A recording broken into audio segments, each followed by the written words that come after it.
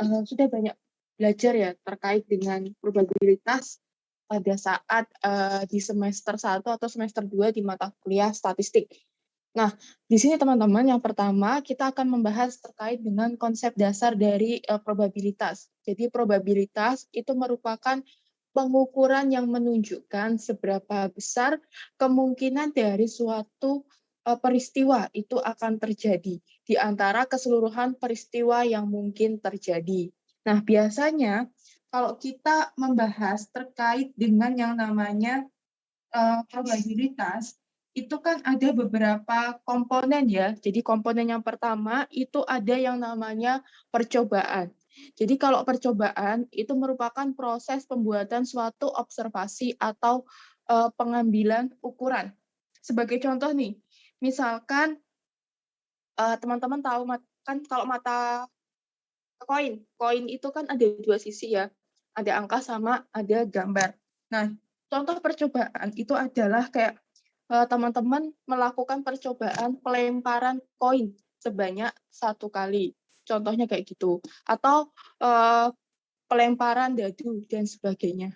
Nah, kalau peristiwa itu adalah kayak suatu hasil dari percobaan. Jadi nanti setelah koin tersebut dilempar, itu nanti kan akan ada dua kemungkinan hasil ya.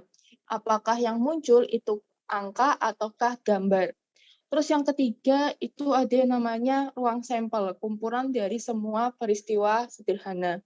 Nah, sekarang kita akan masuk ke yang materi yang pertama, yaitu probabilitas peristiwa sederhana.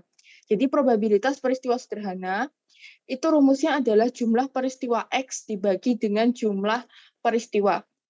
Jumlah semua peristiwa. Tetapi ada juga beberapa yang menuliskan seperti ini. Jumlah peristiwa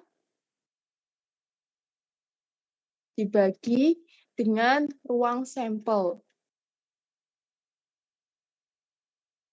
Nah, perlu teman-teman ketahui juga ya, pada perhitungan terkait dengan probabilitas, itu nilainya harus berkisar di antara 0 dan juga 1. Seperti itu. Nah, untuk mencari probabilitas dari suatu peristiwa sederhana, rumusnya adalah jumlah peristiwa dibagi dengan ruang sampel. Nah, di sini teman-teman terkait dengan contoh soalnya ya. Di sini ada sebuah kotak, terdapat 10 buah pingpong, 3 bola berwarna putih, 2 bola berwarna hitam, sisanya berwarna merah. Berapa probabilitas menemukan bola berwarna merah? Berarti PM. Probabilitas menemukan bola berwarna merah. Jumlah sampelnya berapa? Maaf, jumlah peristiwanya berapa?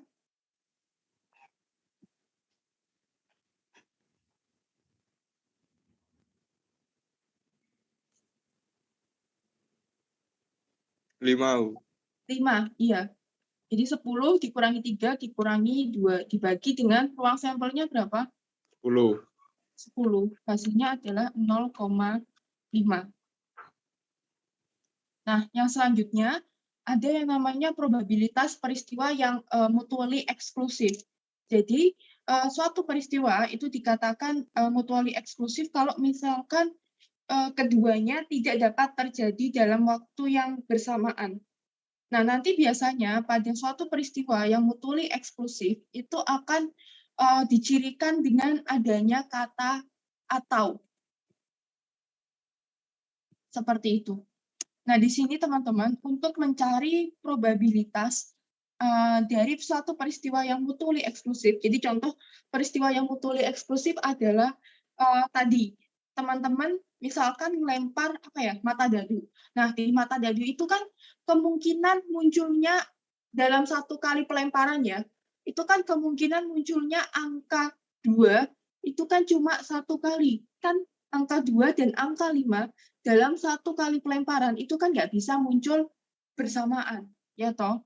Nah, lalu kalau misalkan terkait dengan peristiwa yang mutually eksklusif, itu rumusnya adalah PA atau B sama dengan probabilitas dari kejadian A ditambah dengan probabilitas dari kejadian B. Nah, mutually eksklusif, ya. Sekarang kita akan masuk ke contoh soal. Nah, di contoh soalnya, teman-teman, pada pelemparan dadu sebanyak 1 kali, jika A merupakan peristiwa munculnya mata dadu bernilai 3, dan B adalah peristiwa munculnya mata dadu bernilai 5, berapakah probabilitas munculnya mata dadu 3 atau 5? Berarti, kalau misalkan kita pakai rumus yang tadi, P dari kejadian A atau B sama dengan probabilitas A ditambah probabilitas B. Probabilitas A berapa? Dalam 1 kali ngelempar, muncul angka 3 tuh berapa kali sih di dadu? 1. Ya, 1. Benar. Dibagi ruang sampelnya berapa? 6. 6. Good. Yang B juga sama kan? 1/6. Sehingga hasilnya adalah 2/6 atau 1/3. Masih gampang ya? Oke. Next, kita contoh soal yang berikutnya. Di sini PT ABC itu merupakan sebuah perusahaan yang bergerak pada bidang manufaktur. Nah, salah satu produk yang dihasilkan sama si PT ABC ini kan adalah radio. Setiap tahunnya PT ABC dapat menghasilkan kayak 40.000 radio, dan sebanyak 10.000 radio dijual dalam negeri, 12.000 radio akan dipasarkan di Korsel, 8 radio akan dipasarkan di US, 4 radio akan dipasarkan di Australia, 6.000 radio akan dipasarkan di negara lain. Ini ada beberapa pertanyaan. Berapakah probabilitas radio tersebut akan terjual di pasar dalam negeri atau Australia? Berarti, untuk soal yang pertama, itu kan P dalam negeri atau Australia. Dalam negeri berapa? 10.000. Amelia? Apa namanya jumlah peristiwanya?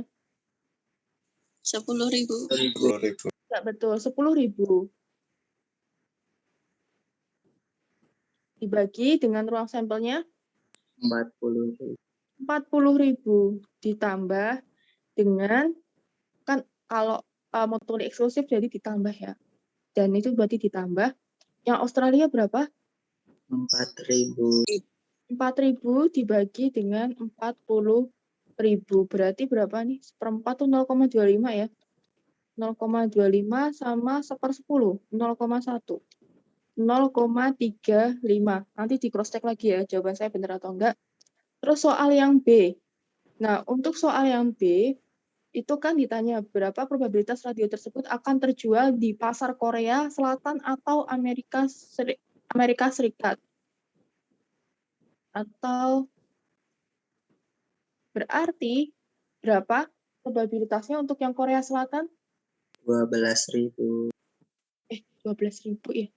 Ya benar, 12.000 dibagi dengan 40.000 ditambah Amerika tuh 8.000 dibagi dengan 40.000. Hasilnya berapa? 12/40. 0,3. Iya, Bu. Ya kan, 0,3 ditambah 8/40. 0,2. Iya nggak? Nanti saya di cross check lagi ya jawabannya benar Iya, atau. Bu. Terus selanjutnya yang C, nanti nomor space, ya udah di sini aja. Oke, untuk soal yang C, berarti probabilitas radio tersebut akan terjual di pasar lainnya. Berarti probabilitas negara lainnya atau Australia. Negara lainnya berapa sih? 6.000 ya?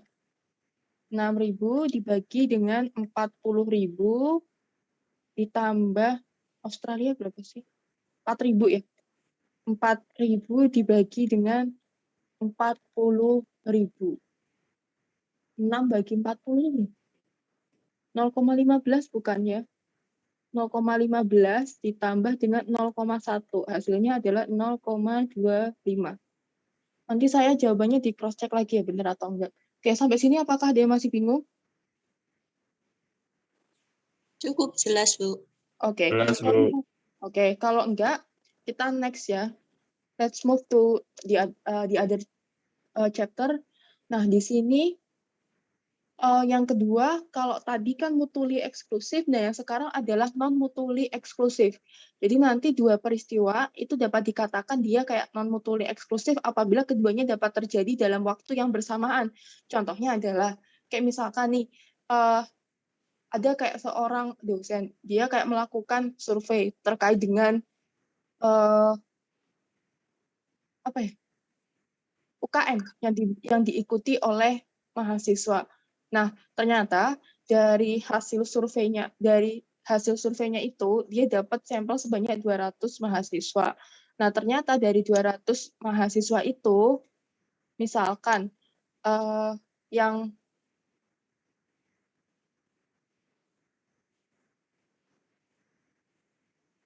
ada 100 mahasiswa, ada 100 mahasiswa yang ikut HIMA, 100 mahasiswa ikut BEM, terus ada sekitar 20 mahasiswa yang ikut HIMA dan juga BEM, kayak gitu.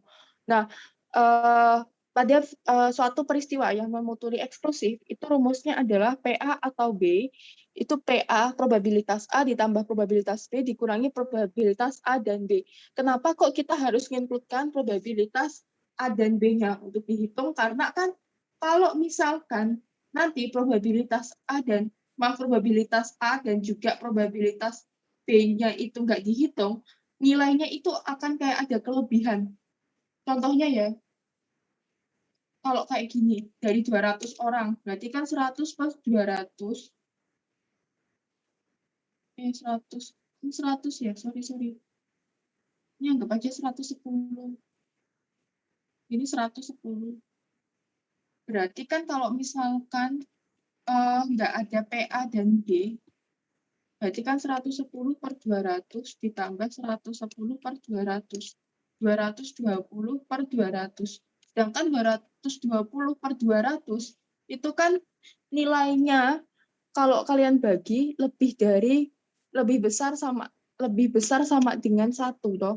Padahal tadi di probabilitas itu kan sudah disebutkan ya, jika yang namanya probabilitas itu nilainya di antara 0 sampai dengan 1. Makanya kita perlu tahu berapa sih sebetulnya jumlah yang dia memang suka dari kedua jenis misalkan UKM tersebut, atau kita harus cari peristiwa yang terlibat dari kedua jenis event yang ada. Ini,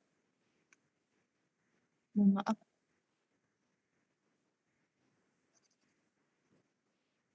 Nah, sekarang kita masuk ke contoh soal. Jadi di sini ada survei terhadap 100 responden. Nah, diketahui jika 60 responden suka film action, 50 suka film drama, 10 responden suka kedua jenis film tersebut. Berapakah probabilitas responden yang suka film drama atau film action? Berarti tadi kan yang ditanya berapa yang suka film drama atau action. Berarti gimana? Probabilitas probabilitas drama ditambah probabilitas dari film action dikurangi probabilitas dari yang suka film drama dan action.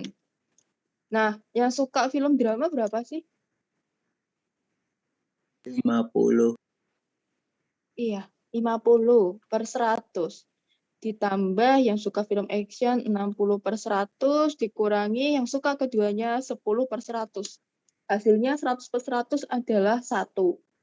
Ini cara yang pertama ya. Atau cara yang kedua, teman-teman bisa pakai yang namanya bantuan dari diagram Venn. Ini yang suka film action, ini yang suka film drama, yang tengah ini yang suka keduanya.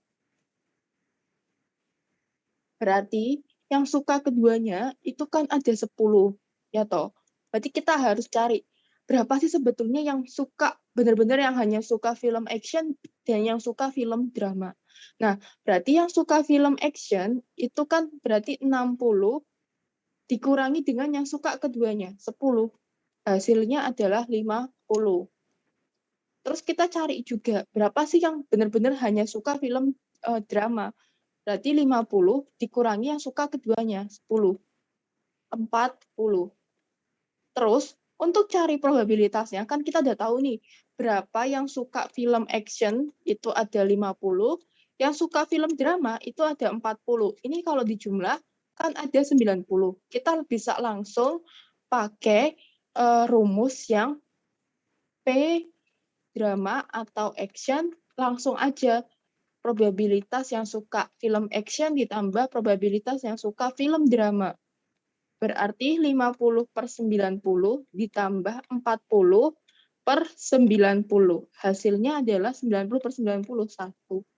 Jadi sama aja, ada dua jenis. Apakah kalian akan cari tahu terlebih dahulu berapa yang suka keduanya, terus pakai rumus yang probabilitas A tambah probabilitas B, atau kalian cara kedua bisa juga hitung aja di Terabas probabilitas drama ditambah probabilitas action, nanti dikurangi dengan probabilitas yang suka film drama atau suka film action. Oke, sampai sini apakah ada yang masih bingung? Atau ada yang ingin ditanyakan? Belum, Bu. Oke, kalau masih gampang ya ini ya, literally kayak gampang banget. Oke, next.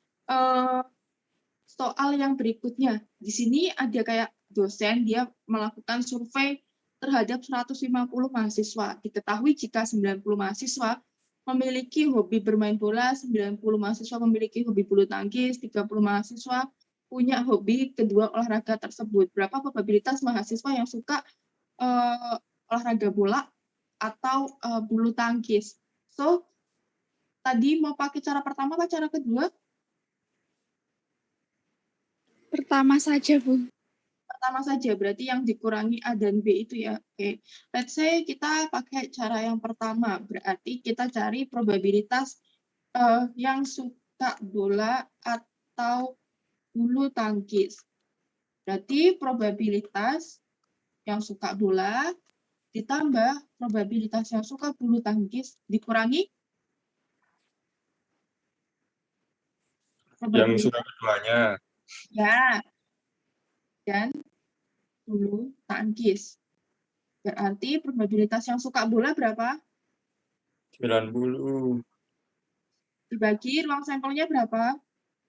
150. Ya, 150. Good. Yang suka bulu tangkis sama ya, 90 dibagi 150 dikurangi yang suka keduanya, 30/150. Sehingga hasilnya nanti adalah 1. Oke. Nah, yang selanjutnya ada yang namanya probabilitas peristiwa yang independen. Jadi probabilitas peristiwa independen itu akan terjadi kalau misalkan ada dua peristiwa yang berurutan. Maka kedua peristiwa tersebut dapat dikatakan independen apabila peristiwa pertama tidak mempengaruhi peristiwa kedua, atau peristiwa kedua itu tidak terikat pada peristiwa pertama. Sebagai contoh nih, teman-teman pernah ya main bridge. Nah, pada permainan bridge itu misalkan ada yang mengambil satu kartu, terus muncul misalkan kartu apa itu yang bentuknya keriting itu ya, terus setelah kartu tersebut diambil, kartunya tersebut diletakkan kembali ke tumpukan yang paling bawah. Ya, berarti kan itu rangkaiannya selesai, peristiwa ambil dan letakkan itu.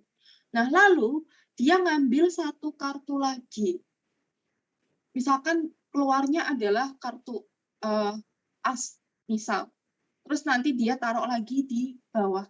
Itu kan kedua peristiwa yang tidak saling terikat, atau kedua peristiwa yang tidak saling mempengaruhi.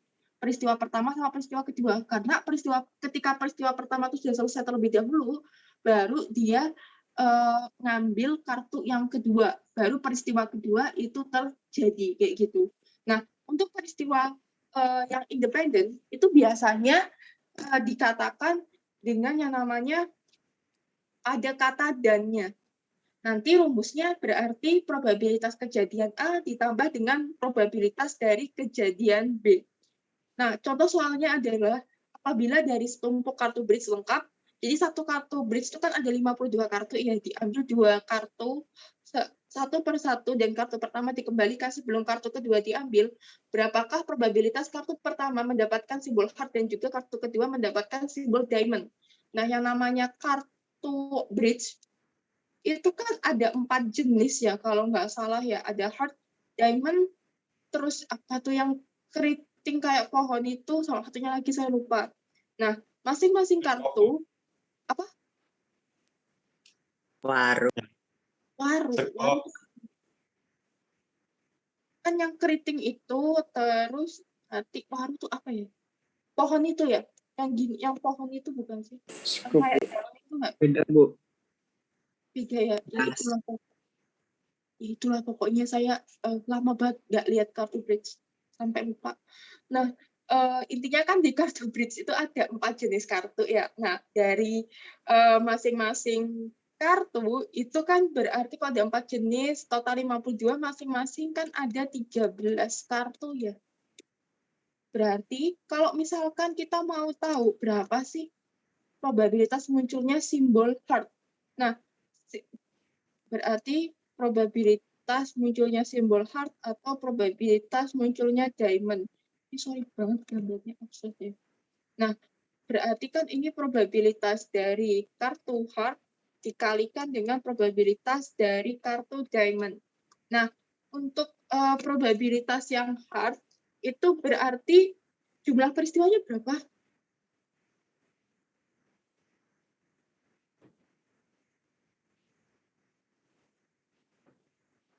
Kartu, 13. oh benar 13, karena kan kartunya itu kan ada 13 toh untuk yang apa namanya hati. Dibagi dengan ruang sampelnya sudah tahu 52. Ditambah yang diamond itu juga sama, 13 dibagi 52. Sehingga hasilnya nanti adalah 169 per berapa ya? 52 kali 52 50 25 500 tambah 2704. Ya enggak sih?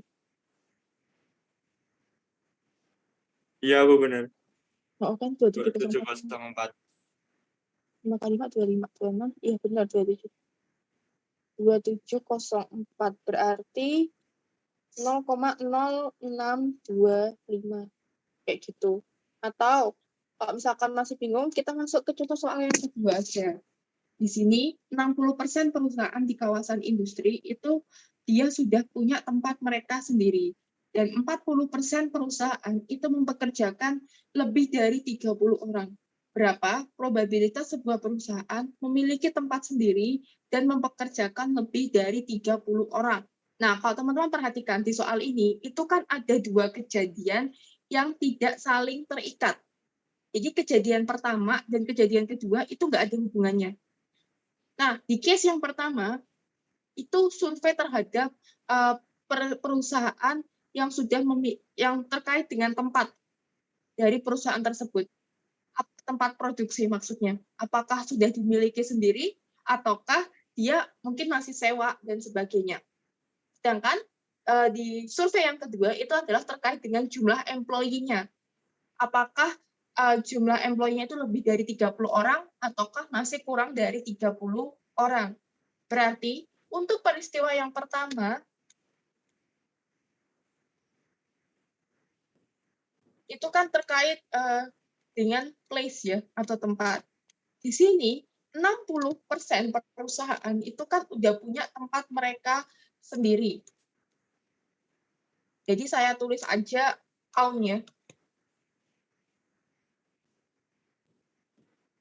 Terus yang rent, mungkin yang sewa sisanya, itu kan masih ada sisanya, berarti 40%. Sehingga kalau kita total, jumlahnya adalah 100%. Terus yang selanjutnya adalah terkait dengan jumlah employee-nya. Di sini ada yang sudah lebih dari 30, ada yang kurang dari 30. Nah, yang lebih dari 30 itu kan ada sekitar 40% perusahaan. Nah, yang kurang dari 30 berarti kan sisanya kan 60%. Ini kalau di total adalah 100.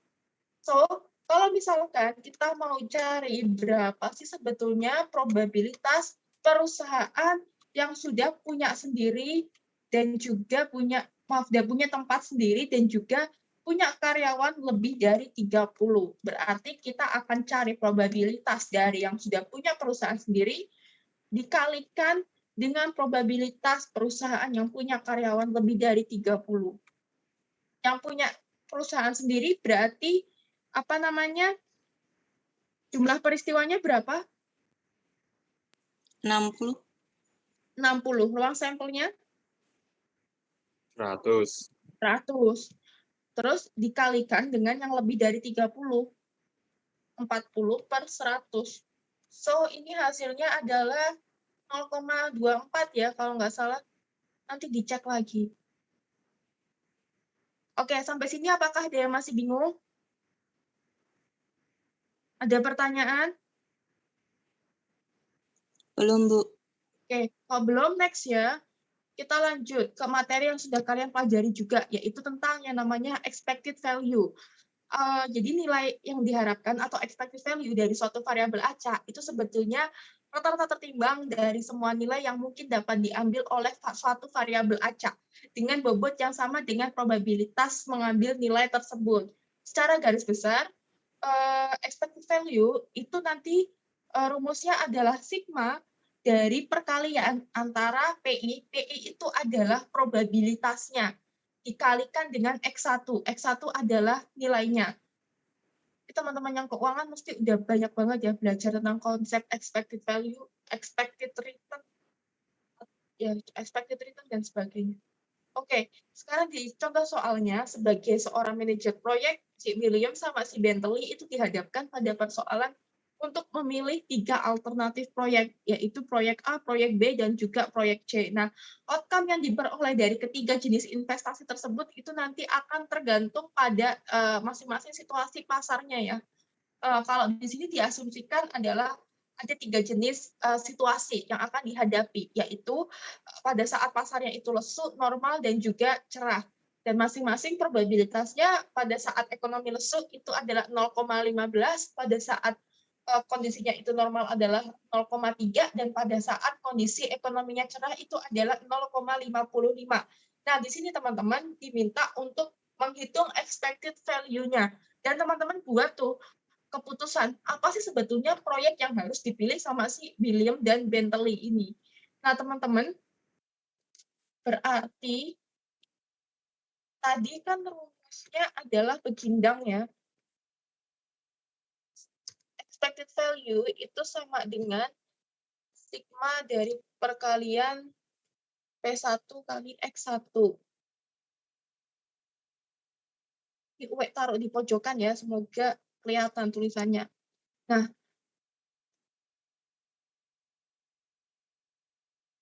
ya. Sekarang kita cari dulu nih, berapa sih sakjane nilainya dari si proyek expected value dari proyek A. Berarti tadi apa kali apa? Perkalian probabilitas kali X1-nya. Oke, probabilitasnya berapa pada saat kondisi ekonominya lesu? 0,15. Oke, 0,15 kali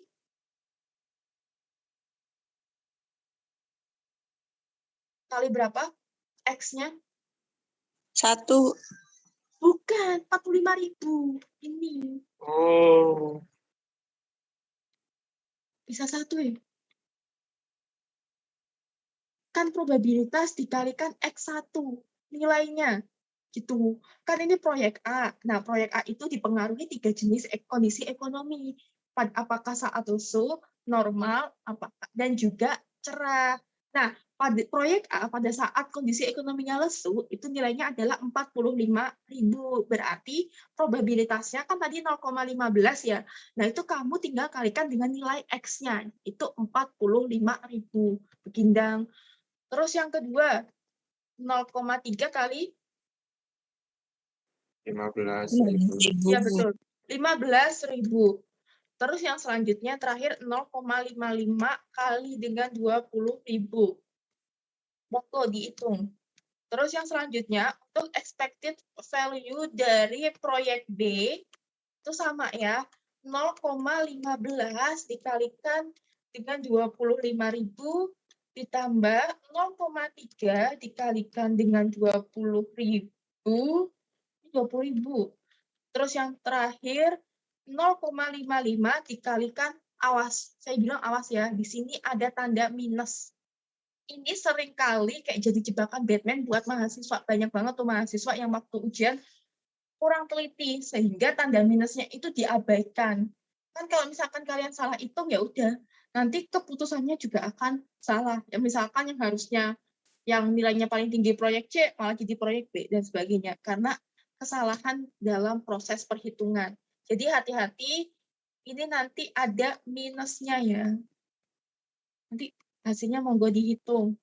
Terus yang terakhir adalah expected value untuk proyek C.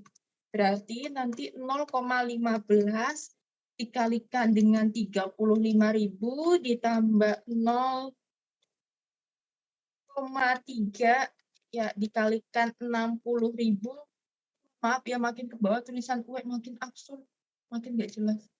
Ditambah 0,55 dikalikan dengan 50.000. Oke, yang pertama hasilnya berapa expected value-nya?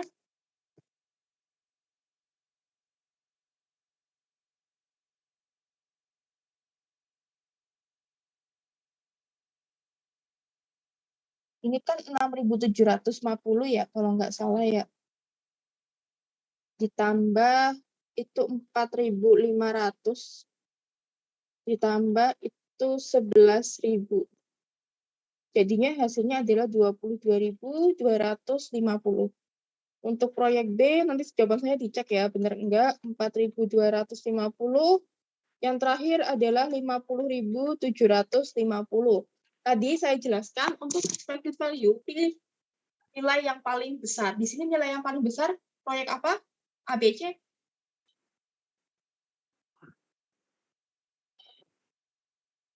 C. C. Berarti keputusannya, jangan lupa ada ditulis ya kalau ujian, proyek yang dipilih sama si William dan Bentley itu adalah proyek C. Nah, tapi ya jujur nih kalau misalkan kita ngitung manual kayak gini, pakai kalkulator pun, itu kan juga takes times ya, dan butuh waktu yang lama. Nah, biasanya kalau mahasiswa, kalau udah waktunya mepet, sedangkan masih banyak soal yang belum dikerjakan, kalau nggak, pilihannya dua. Yaitu kalau misalkan entah dia akan skip jawaban tersebut, ya udah kerjakan sebisanya, atau yang kedua adalah tanya temannya buat cari jawaban. Nah, yang kedua itu yang paling saya sengit atau nggak suka ya, tanya temannya. Jadi semester kemarin itu ada mahasiswa yang saya tanya, kok kenapa Anda contekan sama NIM 1, 2, 3, bla bla bla bla. Mohon maaf Bu, saya menyontek karena keadaan. Saya sudah mepet banget waktunya, masih banyak yang belum dikerjakan. Jadi terpaksa saya tanya ke teman saya. Terus, oh ya udah, nggak apa-apa Mbak, berarti nanti saya juga terpaksa ya ngasih nilai yang nggak bagus, karena terpaksa keadaan, soalnya kan kalian contekan kayak gitu. Nah, tapi ya kalau misalkan kita nyontek kayak gitu, pertama nggak berkah, kedua, kalau ketahuan nilainya dibagi dua, yang ketiga, jawaban teman kalian belum tentu benar kan. Jadi kayak yang semester kemarin itu saya nggak tahu ya, dia salah milih circle pertemanan atau gimana, pokoknya itu satu circle nilainya jelek semua gitu loh. Karena hitungannya banyak yang salah dan sebagainya. Nah, daripada kalian tanya teman, belum tentu jawaban teman kalian itu benar, lebih baik kalian bukan pilihan yang nggak usah dikerjain ya, bukan. Nanti teman-teman bisa pakai bantuan Excel, tapi bukan berarti nanti hasil Excel-nya mbok copy paste gitu, enggak. Tetap kalian tulis manual kayak gini, tapi Excel itu digunakan kayak untuk cross check jawaban. Saya mohon maaf. Malah muncul laporan PPM.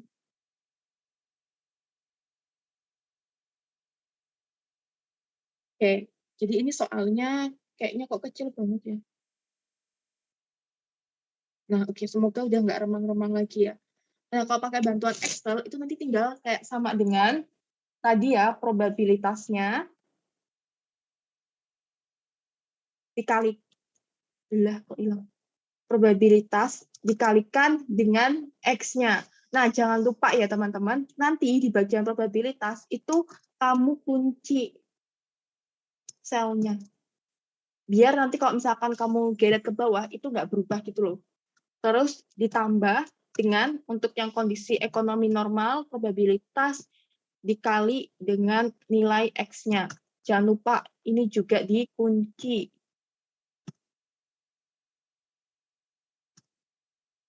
Yang terakhir,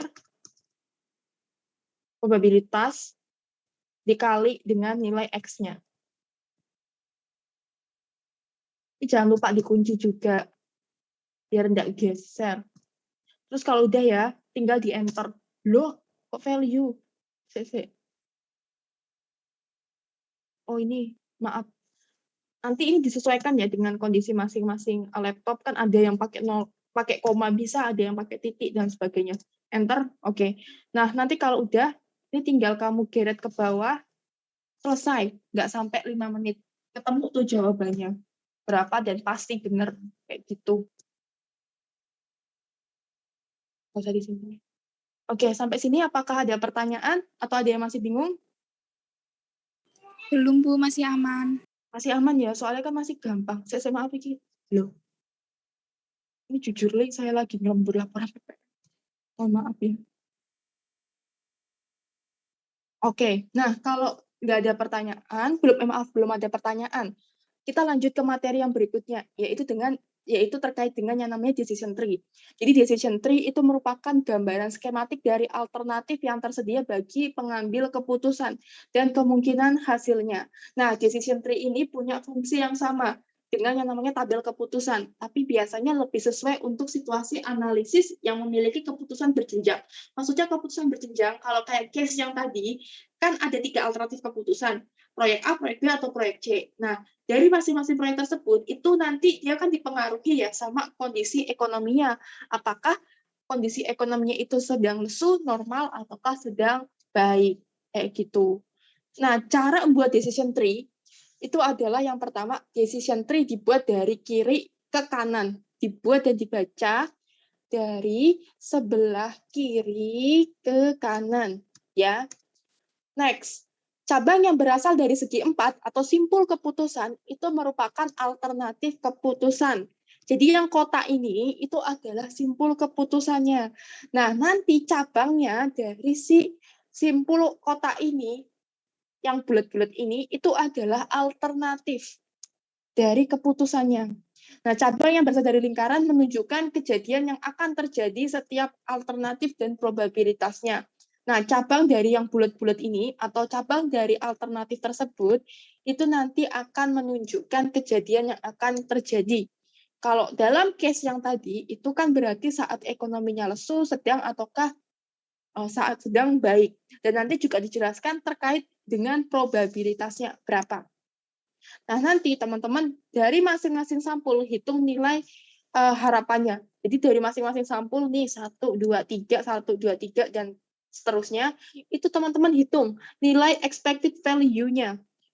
Pada simpul keputusan, pilih satu alternatif terbaik, atau pilih yang punya nilai harapan yang paling tinggi.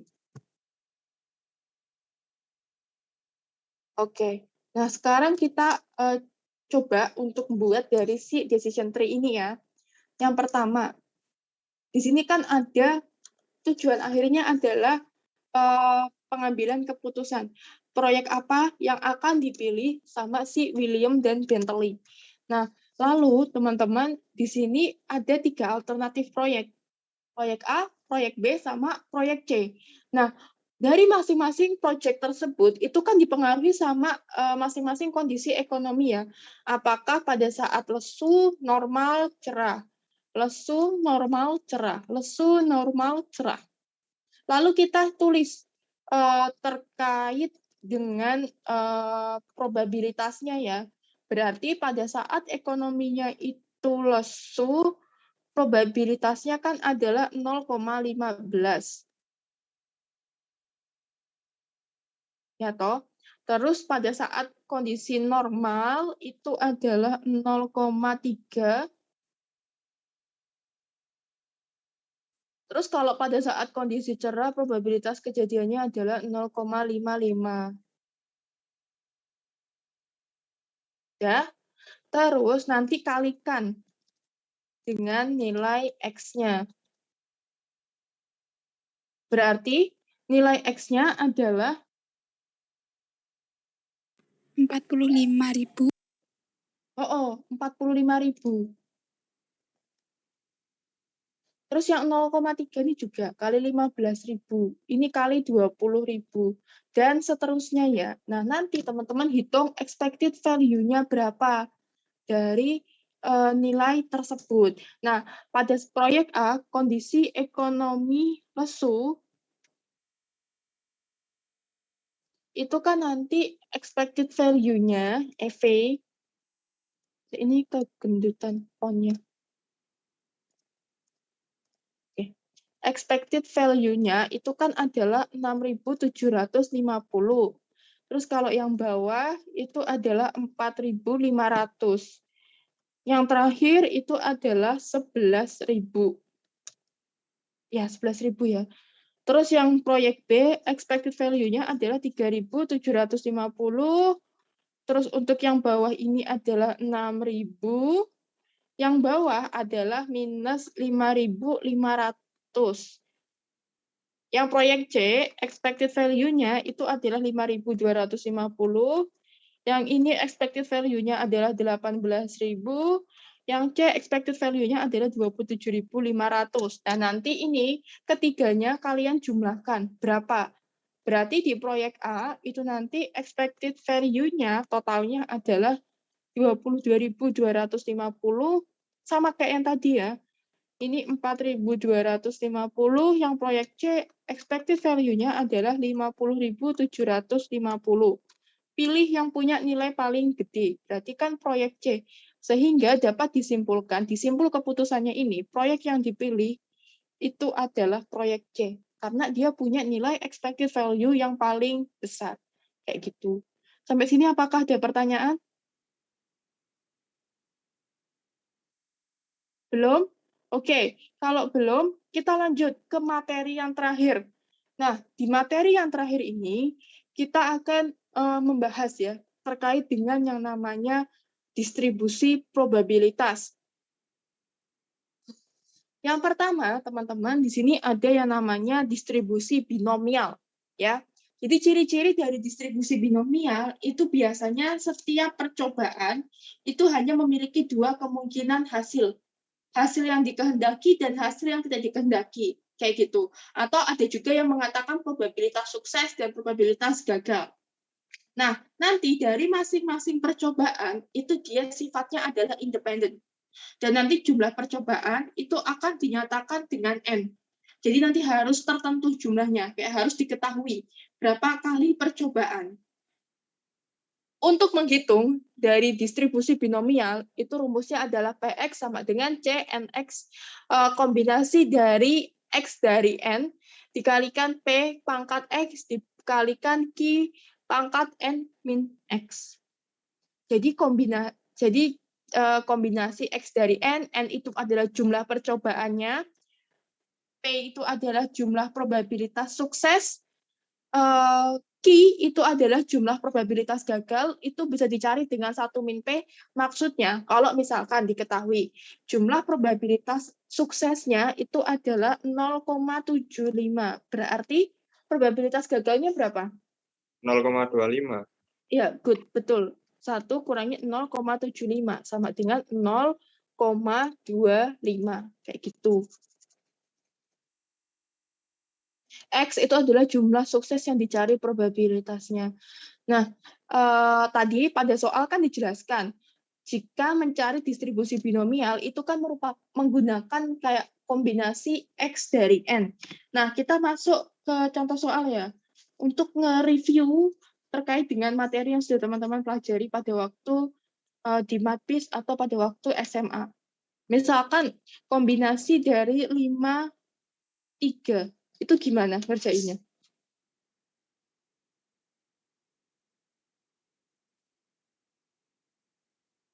Kan kalau misalkan kombinasi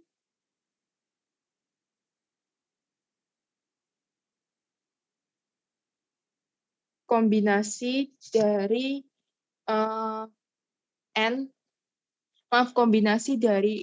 kombinasi R dari N itu kan berarti rumusnya adalah nanti N faktorial dibagi N min R faktorial dikalikan R faktorial.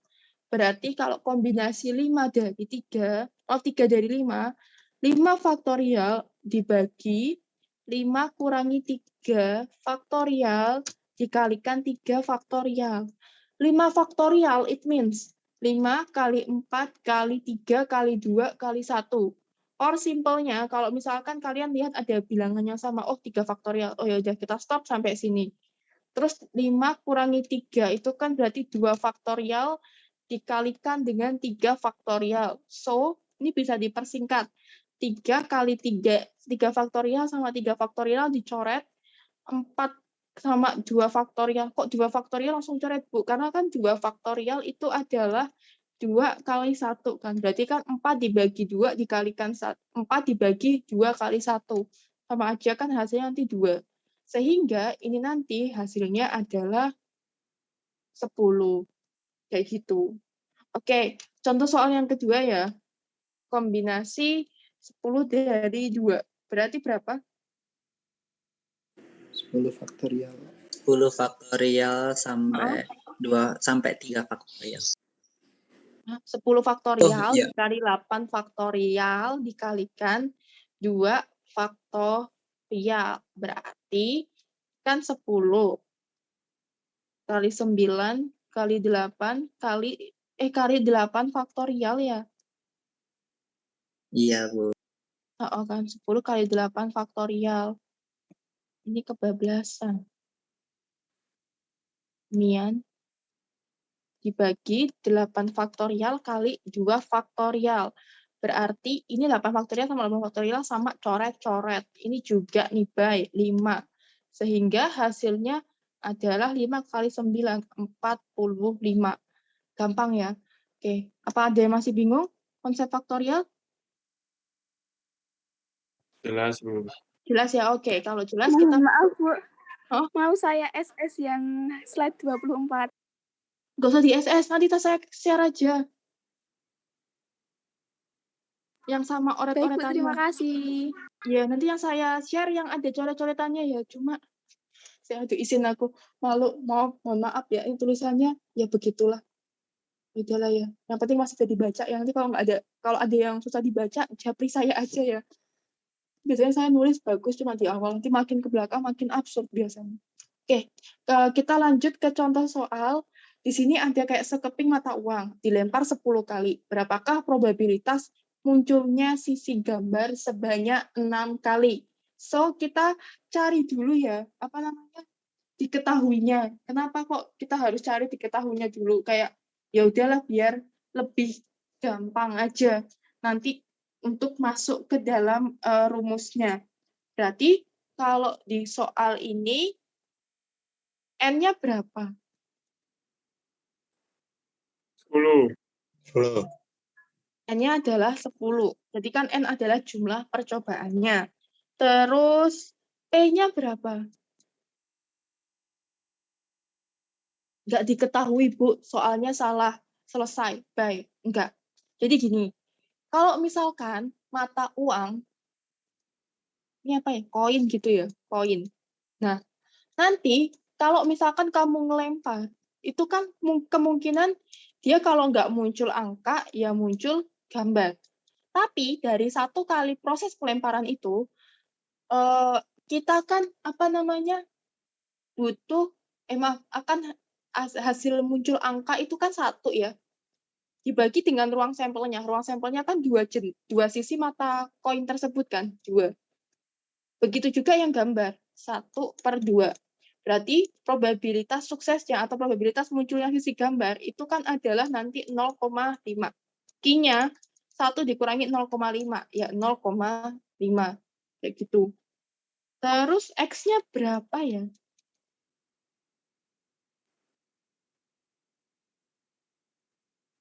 Enam.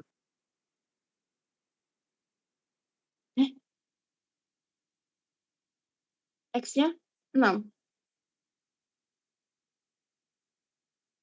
Iya betul, X-nya adalah 6.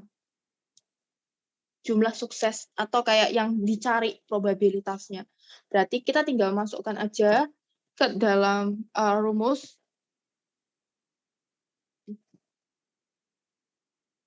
Kombinasi dari 10, 6 dikalikan 0,5 pangkat 6 dikalikan Q-nya 0,5 pangkat ini berapa ya? 10 min 1 ya. 10.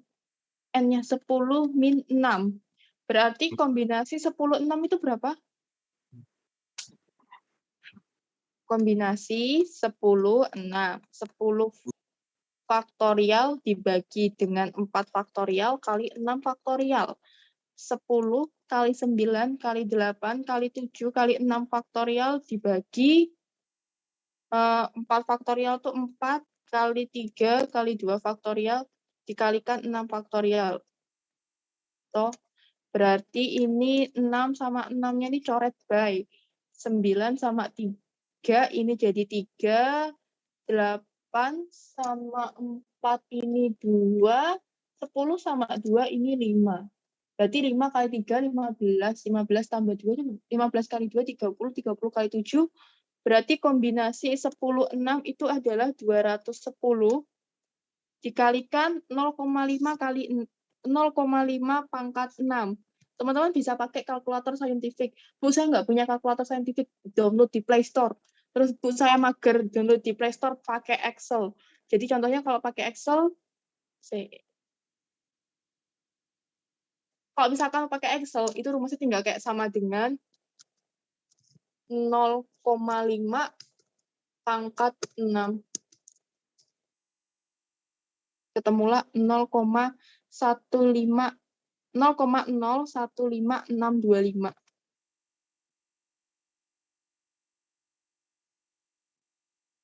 0,015625.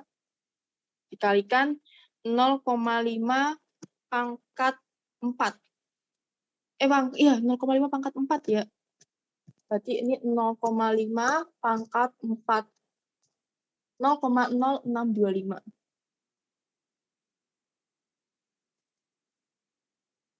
Nah, nanti kalau misalkan pakai Excel kayak gampang banget gitu loh. Literally nggak buang waktu. Berarti ini 210, ya udah tinggal dikalikan aja. Ini dikalikan ini, dikalikan sama ini. Enter.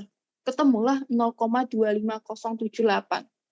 0,2050. Terus nanti tanya, Bu, berapa angka yang harus di belakang koma? Jawabannya adalah terserah. Mau 2 koma di belakang, 2 angka di belakang koma, 3 angka di belakang koma, itu adalah pilihan. Jadi terserah ke keputusan dari masing-masing mahasiswa kayak gitu. Jadi kalau misalkan pakai kalkulator saintifik, itu kan juga mau nggak mau kita ngitung manual ya. Nanti udah ketemu 0,5 pangkat 6, terus nanti hitung lagi, terus nanti masih harus dikalikan pakai Excel aja, cepat. Lebih cepat jawabannya. Terus kemungkinan salah input dan sebagainya itu lebih kecil. Oke, next. Yang selanjutnya kita akan masuk ke contoh soal yang berikutnya, yaitu tentang sebuah perusahaan membuat komponen elektronik dan terdapat probabilitas 10% dari output mengalami kerusakan. Jika komponen tersebut dijual dalam kotak berisi 12 PCS komponen, berapa kemungkinan bahwa sebuah kotak memiliki 2 komponen yang rusak? Berarti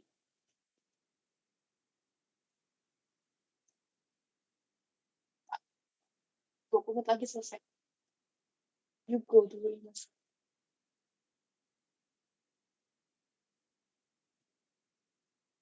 Sorry.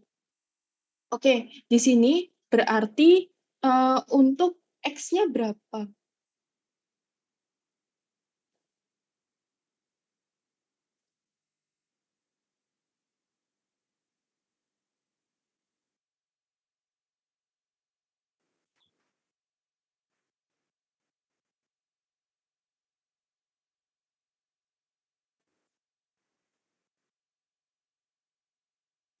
Oke, X-nya berapa?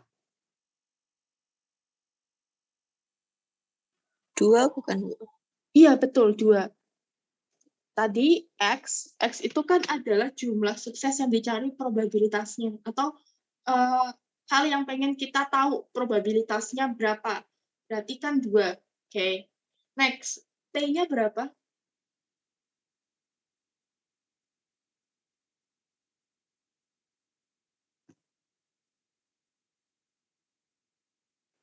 10. Kok 10?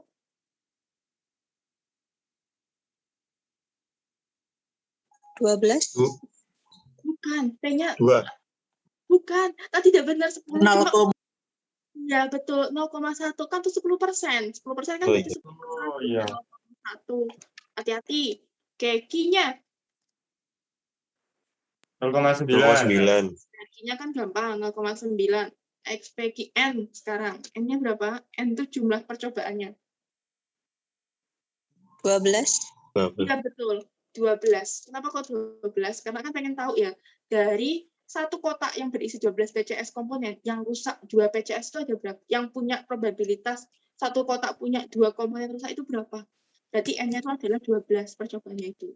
Oke, sekarang kita masukkan ke rumusnya. P, X kombinasi X dari N dikalikan P pangkat X dikalikan I N min X. Berarti ini sama dengan kombinasi dari N-nya berapa sih? 12. 12. X-nya 2. 2. Dikalikan P-nya 0,1. berapa? 0,1 pangkat 2. Terus ini Q-nya 0,9. Sebentar.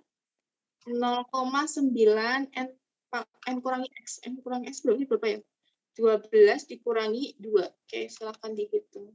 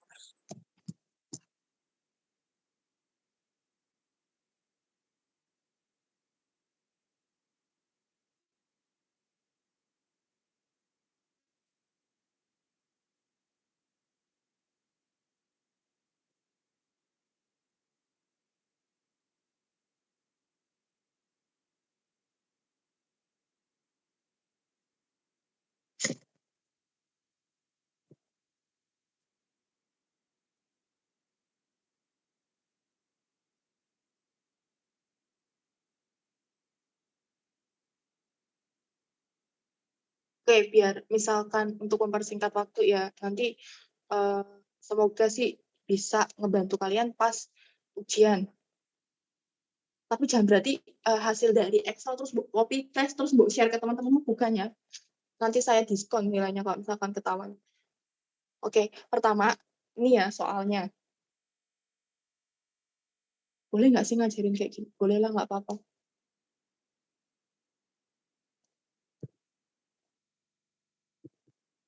Ini ya, Kak. Ya itu. Nah, berarti tadi kan intinya kita pengen cari ini ya, berapa sih sebetulnya hasil perhitungannya. Oke. Nah, di sini teman-teman, untuk cari kombinasi 12 sama 2, bisa pakai bantuan Excel. Sama dengan kombin. Ya. Berarti kombin 12,2. Kalau misalkan, Bu, kok saya di enter nggak bisa ya, Bu, di Excel saya. Coba pakai titik koma. Ya, jadi kan akan tergantung ke pengaturan dari masing-masing laptop. Itu kayak gimana. 12,2. Enter. Itu ketemu 66. Terus yang selanjutnya, P1, X1. Ya. Kok ini nggak ke-copy semua sih? Tadi kan 0,1 pangkat 2 ya? Iya, 0,1 pangkat 2 ya, Kak ya? Berarti kan sama dengan 0,1 pangkat 2 enter, selesai. Terus yang selanjutnya, tadi 0,9 pangkat berapa tuh? 12 kurangi 2, 10. 0,3 bla bla bla bla. Nah, nanti tinggal kalian sama dengan ini kali ini kali ini. Enter, selesai. Ketemu angka 0,2301. Kemungkinan kalian salah ngitung itu akan kecil, kayak gitu. Jadi ini nanti 66 dikalikan 0,01 dikalikan 0,3486. Hasilnya adalah tadi 0,2301.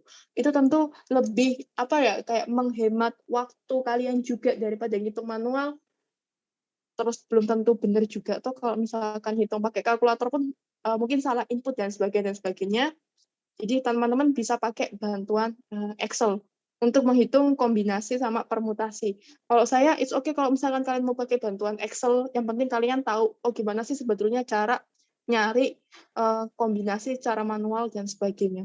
Karena kan ya, cuma sekarang ya, sebaiknya nggak cuma ngandelin hitung manual aja, tapi juga pakai bantuan. Udah ada software-nya toh, udah tersedia, tinggal dipakai toh.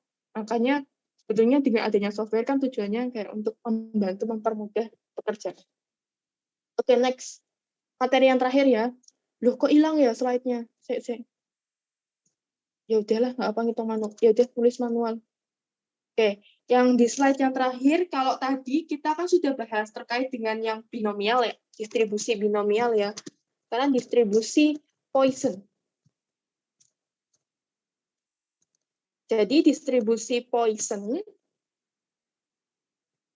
itu rumusnya adalah PX sama dengan mu X, mu pangkat X, maaf, dikalikan E pangkat minus mu dibagi dengan X faktorial.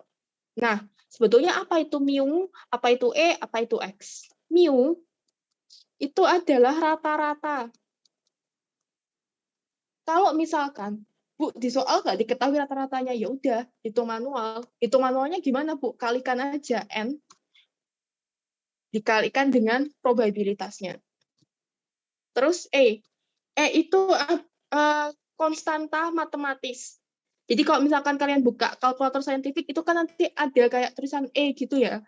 Jadi intinya E itu konstanta matematis. Nilainya E itu sebetulnya adalah 2,7182, betul. 2,7182. Terus ada yang namanya X. X itu adalah jumlah suksesnya.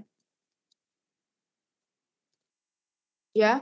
Jadi untuk mencari si distribusi Poisson, itu rumusnya adalah mu rata-rata dipangkatkan dengan jumlah sukses dikalikan dengan E. E itu adalah konstanta matematis, nilainya 2,7182. Terus dipangkatkan dengan minus mu. Hati-hati ya, minus mu. Jangan sampai lupa tuh minusnya. Dibagi dengan X faktorial. X faktorial itu adalah jumlah suksesnya. Sekarang kita masuk ke contoh soal. Kedatangan ke bengkel makmur itu merupakan peristiwa random. Dengan rata-rata kedatangan adalah 5 mobil per jam. Berapakah probabilitas pada suatu jam tertentu ada 6 mobil yang rusak? Berarti, tadi kan rumusnya adalah ini ya, Kak. Saya copy dulu. Ya, sampai ke bawah. Yowis.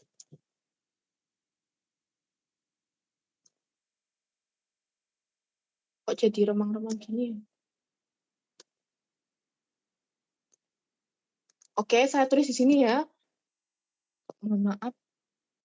Ya, itulah. Nah, berarti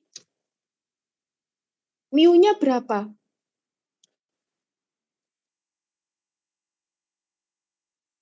Kalau di soal ini. 5 bukan, Bu? Benar, 5. Kan tadi rata-rata ya. Kan jadi diketahui. Terus E-nya 2,7182. X-nya berapa? Jumlah sukses atau probabilitas yang pengen kalian ketahui. Betul, 6. Ya udah, berarti kalian tinggal masukkan saja ke dalam rumus. So, PX-nya sama dengan berapa ya? 5 pangkat 6 ya? 5 pangkat 6 dikalikan dengan 2,7182, atau kalau kalian menulis E juga apa-apa, pangkat minus 5 dibagi dengan X faktorial. 6 faktorial. Berapa?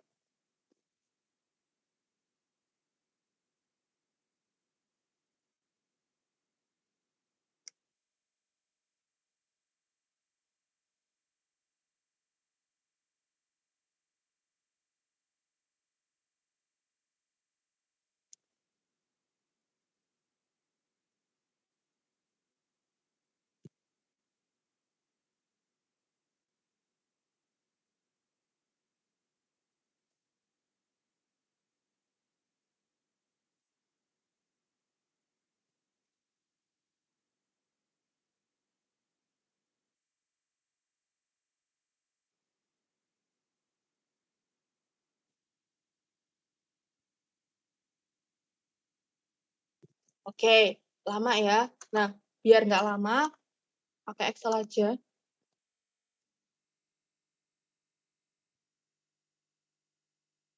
Bentar.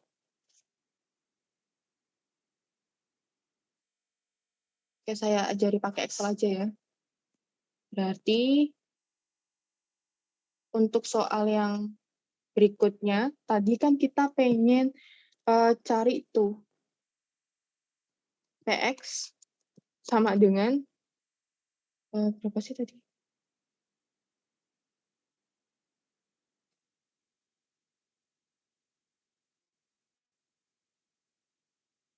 5 ya?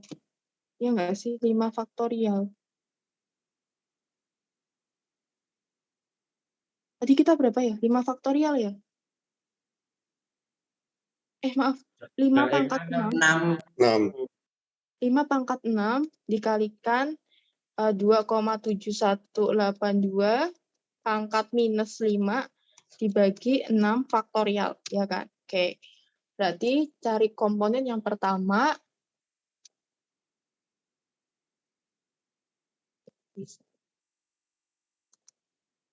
Sorry, slide-nya udah ganti Excel ya. Oke, sama dengan berarti 5 pangkat 6. Enter. Terus ini 2,7182 pangkat minus 5. Nggak mau ya?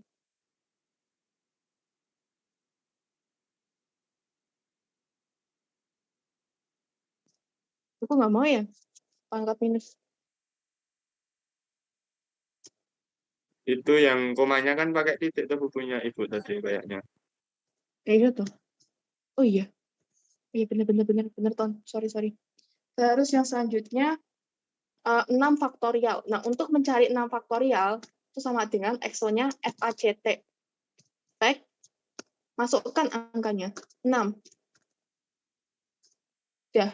Berarti nanti tinggal sama dengan ini dikalikan ini dibagi sama 6 faktorial. Ketemulah 0,146245.